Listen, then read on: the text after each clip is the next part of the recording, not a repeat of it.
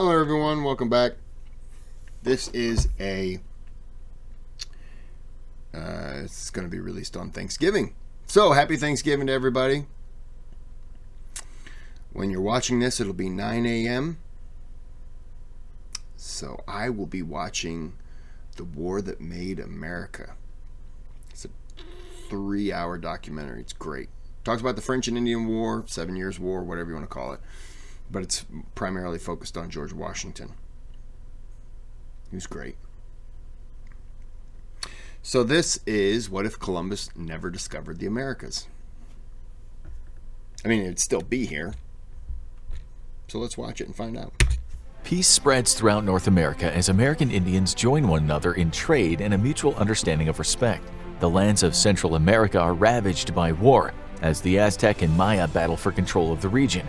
The Inca sweep across South America, extending their empire from the western to the eastern coast of the continent. If Christopher Columbus had never came to the Americas, would the world be a better place? Let's make something very clear right from the start. Christopher Columbus did not discover anything. When he landed in the Bahamas on October 12, 1492, there were already Lucayan people called the Guanahani living on the island. No matter what part of the Americas Columbus went to, there would have been indigenous peoples who had been living there for a very long time. In fact, Christopher Columbus wasn't even the first European to step foot in the Americas. Sometime around 1000 CE, Vikings traveled across the northern Atlantic and landed in what became known as Newfoundland, Canada. Some even believe they made it further south and into what's currently the United States. Scientists also believe that the Polynesians from the Pacific Islands traveled by boat and landed in South America around 1200 CE. I've heard China was here, potentially. Over 200 years before Columbus made it to the Bahamas. Therefore, it's not so much a discovery that Columbus made in 1492, rather he began a timeline where colonization, destruction of the land, and death became the norm in the Americas. It's hypothesized that around 56 million indigenous people lost their lives during the initial period of European colonization, and as a result of disease, wars, and genocide. But what if Columbus never made it to the Americas? What if the peoples on these continents were allowed to continue on a path that began when humans crossed the Bering Land Bridge from Siberia to North America sometime between 16,000 and 20,000 years ago? The sad fact of the matter is that even if Christopher Columbus hadn't landed in the Americas in 1492, other European explorers would have within a few years, and the result would have been the same. Columbus was not the only explorer that was tasked with finding a western route to Asia. The age of discovery for European countries was filled with captains willing to risk it all just to explore strange new worlds and hopefully become incredibly wealthy from their discoveries. Gold and spices. Christopher Columbus was an Italian sailor who was commissioned by Spain to find a western route to India, China, and the Spice Islands of the East. It was this expedition that brought him to the Americas. If he had never set out on this voyage, the Portuguese explorer Pedro Álvares Cabral would have stumbled upon the continents around 1500.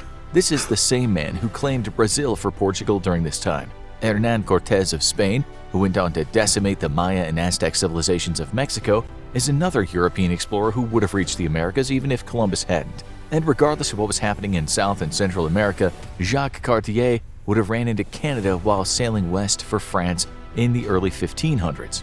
No matter which European explorer reached the Americas first, the result would have been the same. These men were not looking to learn about indigenous cultures. They were not exploring for science or for the sake of knowledge. These men set sail with one purpose on their minds: to become rich. It didn't matter that there were already people in the Americas. Every nation who set out to investigate the continents committed countless atrocities against indigenous peoples in the name of civilization and exploration. So, if Columbus hadn't made it to the Americas, history likely wouldn't have turned out that much different. Perhaps the people who lived on the American continents would have been able to carry on doing business as usual for a decade or two longer, but the Europeans would come, and when they did, everything would change. However, what would have happened if Christopher Columbus never made it to the Americas and everyone else just gave up?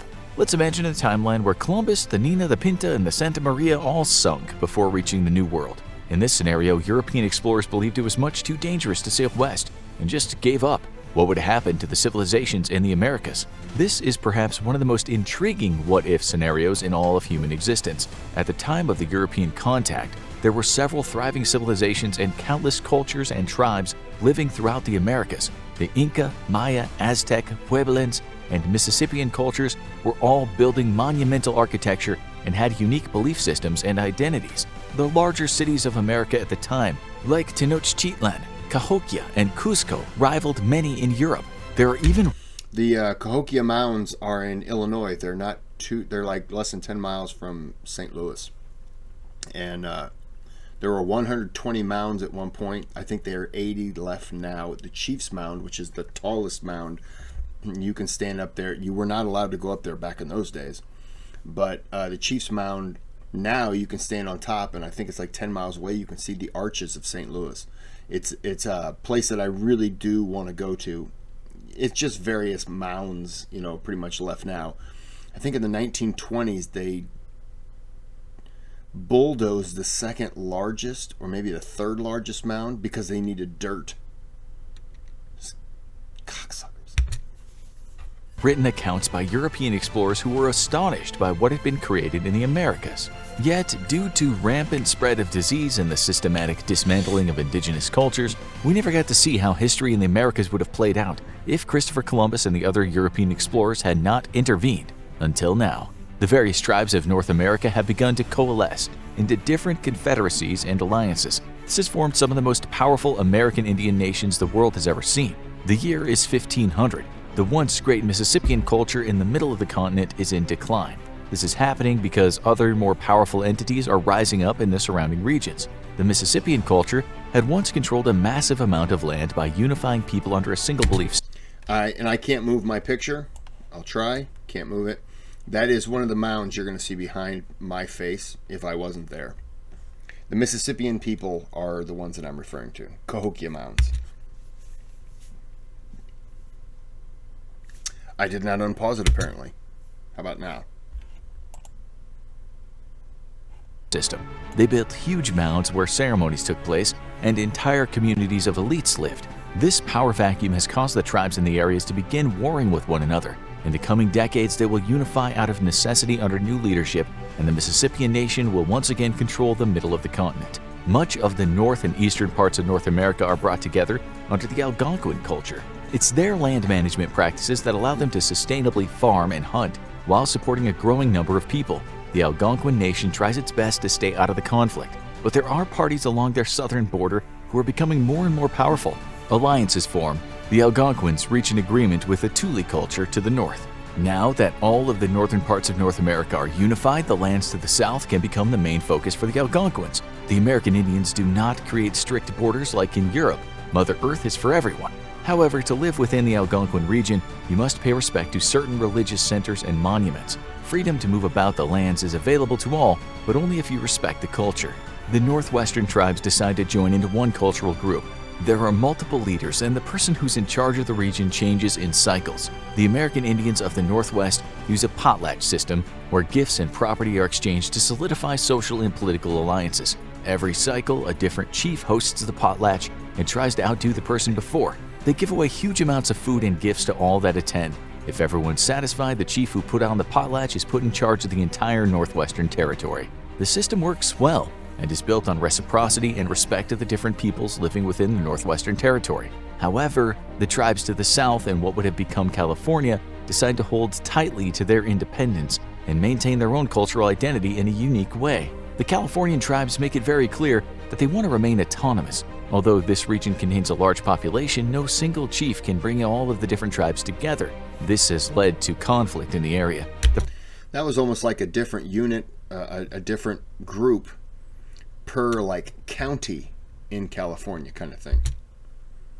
Problem with remaining independent is that if their neighbors to the east or north decide to invade, no cohesive defensive force could be put together. Yeah. For now, the American Indians of the California region are safe, but in the future, they might have to come together as a single nation to preserve their way of life.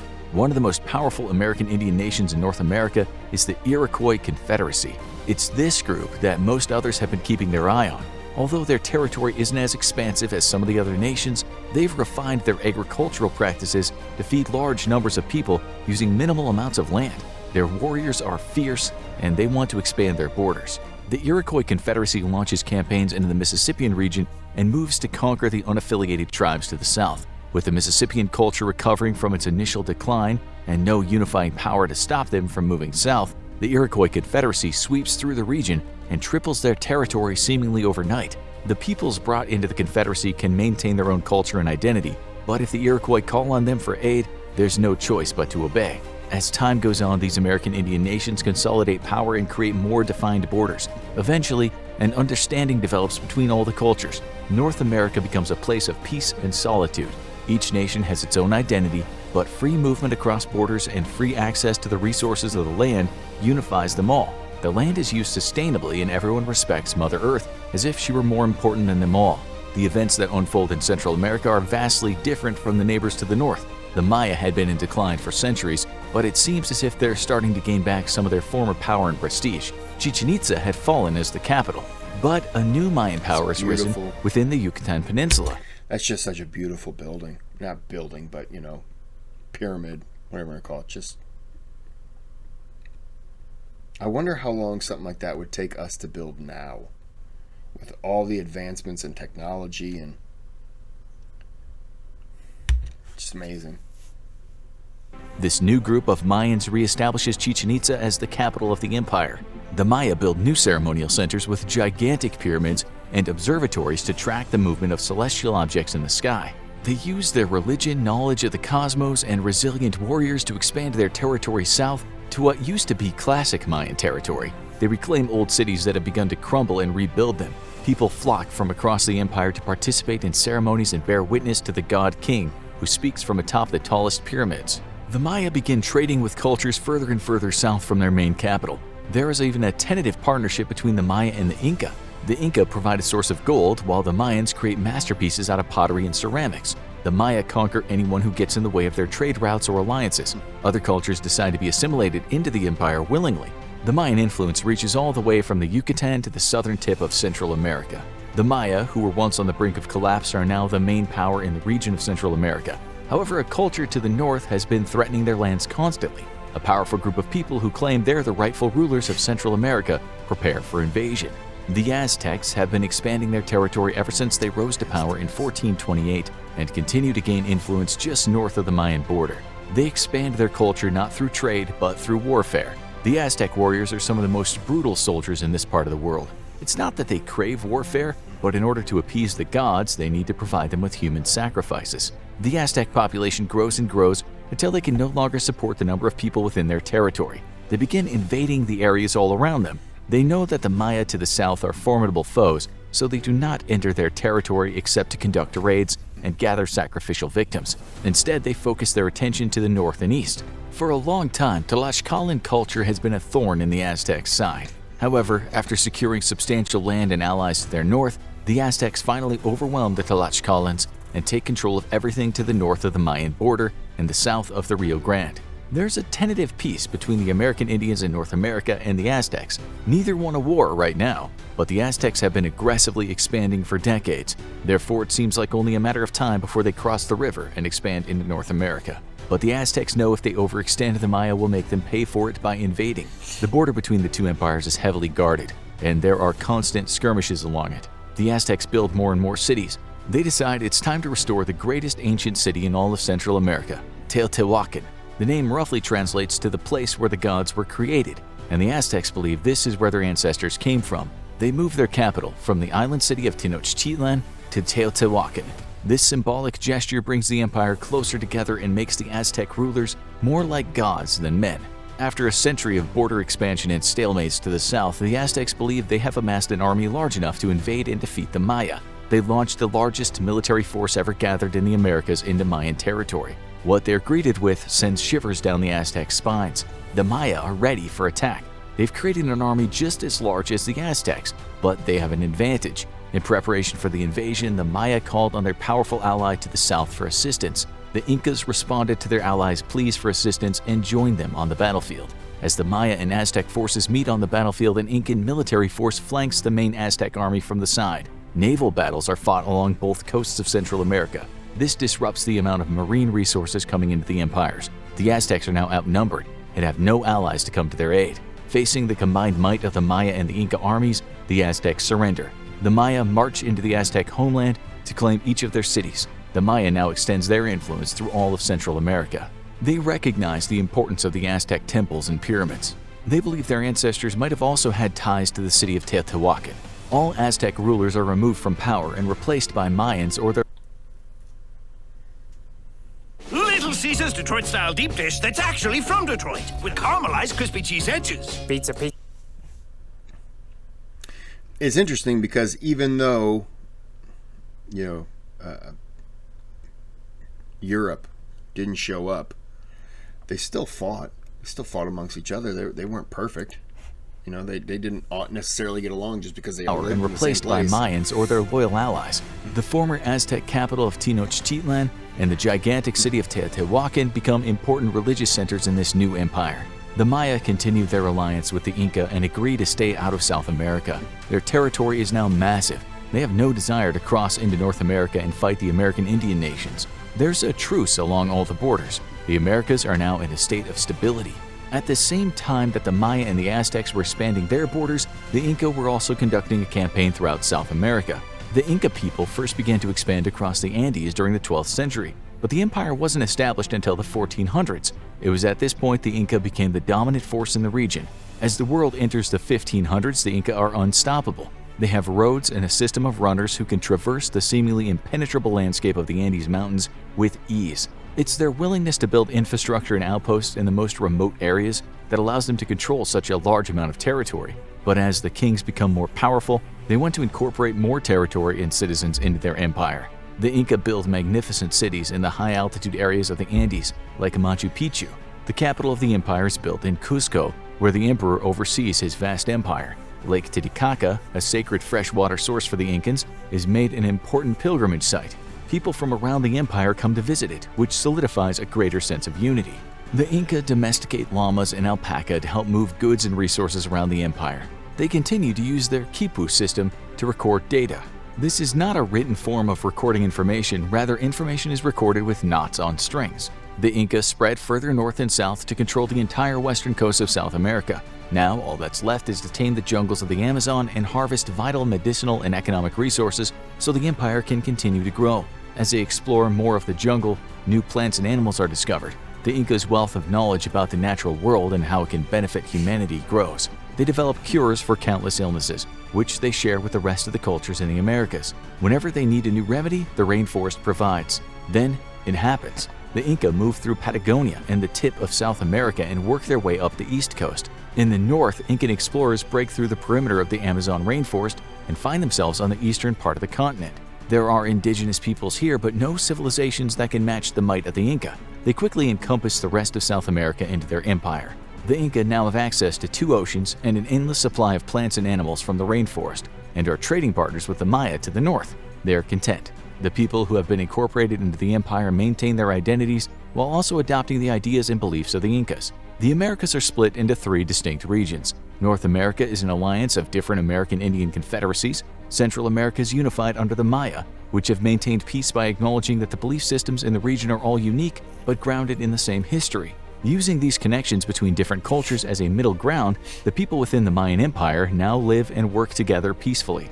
In South America, the Incas control the entire continent and its vast resources. Trade networks are set up between North and South America using Central America as a bridge between the two. Goods flow freely as every region is diverse and has something to offer. The coastal provinces are used to gather plenty of fish and marine resources to help support the growing populations. Since the distribution of wealth and power is relatively even, there is plenty of land and resources to go around. Perhaps this is an extremely optimistic view of a future in the Americas without Christopher Columbus. But one thing's for sure, if Columbus and the European explorers had never reached the shores of America, there would have been a lot less death due to the spread of disease and attempted conversion of indigenous peoples to fit the norms of European society. The beautiful art, cities, and cultures that were created by the indigenous peoples of the Americas would have continued to grow and evolve. There would absolutely be wars, and mistakes would have been made as humans are not perfect, but the future of indigenous American cultures would be vastly different than what they are today. Then again, perhaps one of the more powerful empires would try to take over all the Americas. This could have led to an all-out war, resulting in the deaths of millions and the destruction of ancient cities and cultures. Or Europeans end up coming here anyways, and their technology, their boats are better than what the Americas would have ever needed. They've gunpowder, they've guns. It's they're not looking to advance technology with a gun because they don't have gunpowder. They're not looking to advance technology with steel, shields or all these other things because they didn't need them. And so Europe would eventually show up. And when it did, you would be fighting a more... you would be fighting groups that are more now accustomed to working together. But it's still, it's a difference in technology. It's a difference in fighting a war. And they would still get beat, and they would still bring diseases here. It's a utopian view of what the Americas could be. But once the first Europeans show up, that's a wrap. It doesn't matter to me. They just don't have a chance because of the weapons and stuff like that. That's just my opinion. This leads to an interesting thought, however. What if the peoples of the Americas were able to progress and innovate on their own? What might have happened if a unified group of explorers from the Americas were to discover Europe? A fleet of wooden ships travels east across the Atlantic Ocean. They're made from sequoias and the redwoods of western North America. The sails are woven from brilliantly colored cloths from textile experts in Central America, and the expedition is led by the most brilliant seafarers of South America. The quest to see what lies across the great ocean is strictly for scientific and research purposes. The peoples of America have everything they need, but their desire for knowledge and what the rest of the world is like drives them to explore. Great, they've just traveled to a place and now they're going to get sick and die. They don't have an immune system. Maybe they've developed one over the time here. They just don't have one like Europeans do. They don't have the weapon. It just doesn't work. They're not going to win a battle.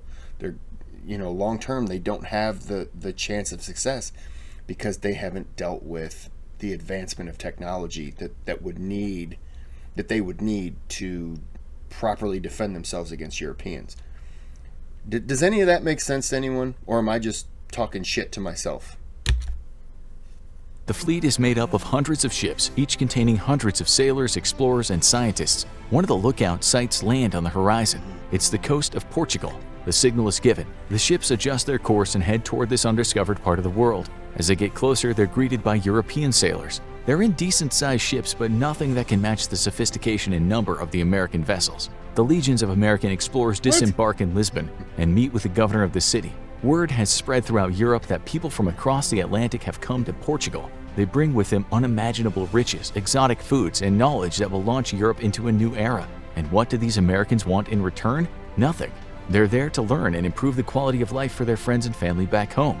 The expedition gathers more and more information. They exchange goods. At one point, there's an outbreak of a particularly nasty disease, but the Americans brought medicinal herbs that, when combined in specific ways, quickly combat the illness. Both the American explorers and Europeans recover, and a crisis is averted. They then share the knowledge of their plants with the Europeans to help them cure other diseases. The exchange of knowledge is staggering. The Americans...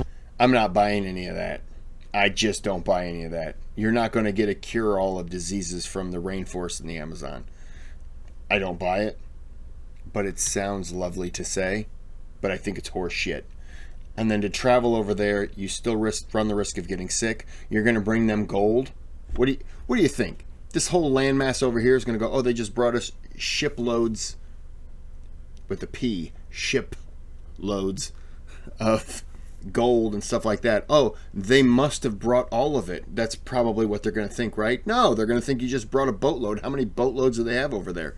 Let's send some ships over there and some guys with guns to find out. This is